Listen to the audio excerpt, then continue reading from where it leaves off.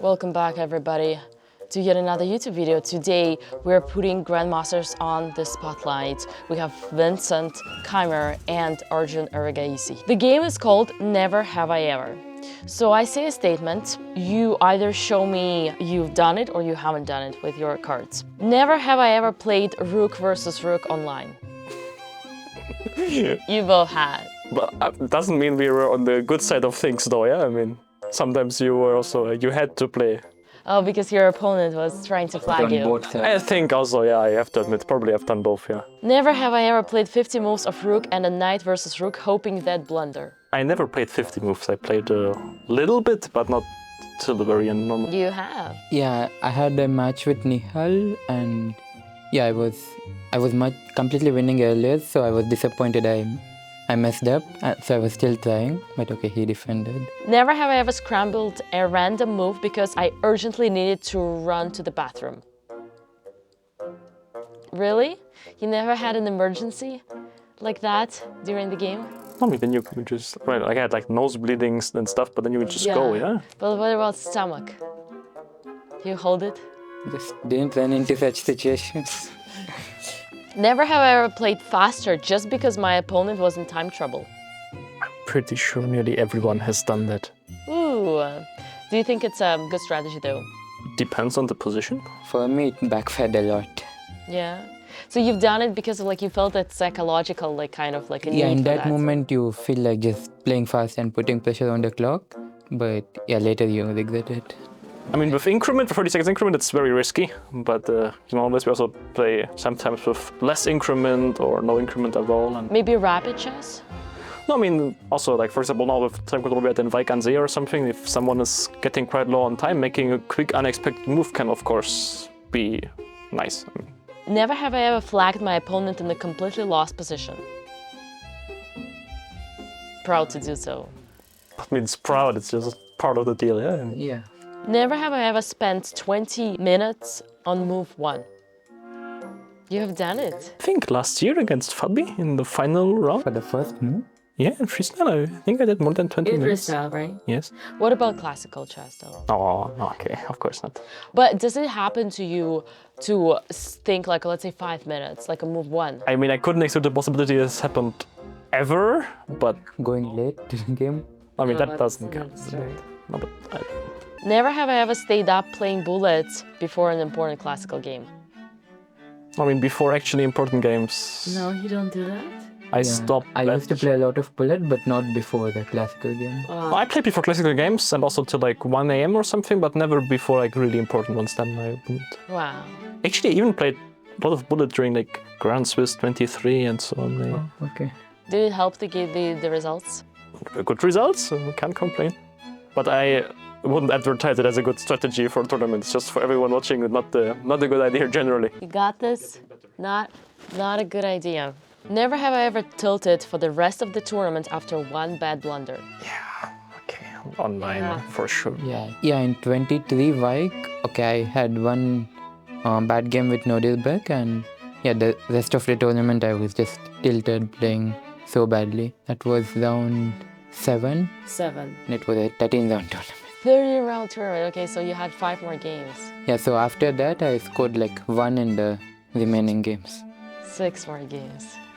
Never had I ever missed a win because I relaxed too early.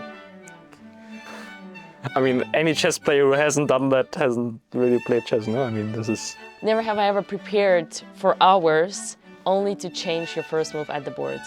Not at the board? Yes. Not at the board, I never changed my first move. I mean, I did it like 1 hour before the game, stuff like that, but I only do it when I still have time to also prepare that move a little. It's not like a last minute change. Definitely must have happened that, okay, I planned something, but just at the board I felt like not playing that move and playing something else. Never have I ever forgotten my opening preparation at the board. I mean, I didn't forget, but I mixed up. So like I checked it and I thought I'm doing the right move, but I didn't. That happened. It happened to you too, right? Yeah, and okay, sometimes I know that I checked something here, but I just cannot recall what I checked, so I just think over the board. Let's say it's something you prepared for like a longer time, right? Not just like the game, and then you forgot it. It's embarrassing that you were embarrassed in front of your coaches. They're so good. They don't have any bad memories. I mean, I have bad memories, but it's not really embarrassing. It's like I played against Prague in some year, and we had some very sharp Italian where he sacrificed on g5 and all those bishop g5, bishop h4 stuff, and we are in move 21, 22, and I know that this is like my prep, and I know how the line is ending, and then now I have to make 2 moves, and I didn't know in which order to make them, and I mixed up that move order, but it's like move 20, and I didn't check it for a few weeks, so I wouldn't say it's that embarrassing. I mean, it's bad, but it can happen. Never have I ever trusted my intuition more than my preparation. You have trusted your intuition? I have. You have trusted your intuition more than your prep? Yeah, with hike in Grandmasters, 2025. Okay, I knew my preparation was something else, but like over the board, something else looked more attractive to me, and okay, it was actually pretty bad objectively, but yeah, okay, it worked out for that game. It worked out, right? Yeah. You won the game.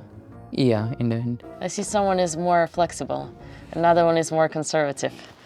Interesting. Never have I ever repeated moves on purpose while still playing for a win. Yeah, this was well done. Okay, that's a normal thing. Never have I ever said I did not prepare after studying all night. You don't do that mind games?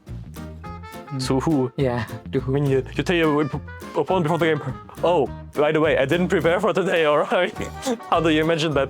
Oh, well, maybe after the game in the interview, they ask you like, But it's and you're like, I didn't prepare at all, and I won. Well, I don't know, it was a pure luck. No. Never have I ever remembered one painful loss more clearly than all of my wins. Aww. Yeah, if it like cost you something big, then even after many other wins, I feel like losing something big hurts more than winning something big gives you. What would be the ratio, you guys think? Like the satisfaction from a win versus the pain from the loss? I mean, if you consider a tournament where you have an average rating that's about your own, I would say it's not too different for me. Yeah. But if it's something important versus, then it's different. Never have I ever acted like I blundered in order to lure my opponent into a trap. As a kid, maybe yes.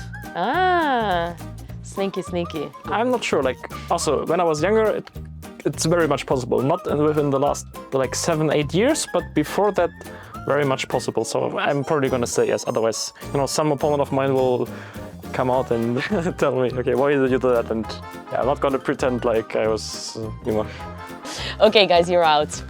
Perfect, thank you. Stop wasting your time with random opening traps. They don't make you a better chess player. What does? One-on-one guidance, group classes, and a complete training program designed specifically to your level. Try my Russian chess school for free for 7 days and see for yourself.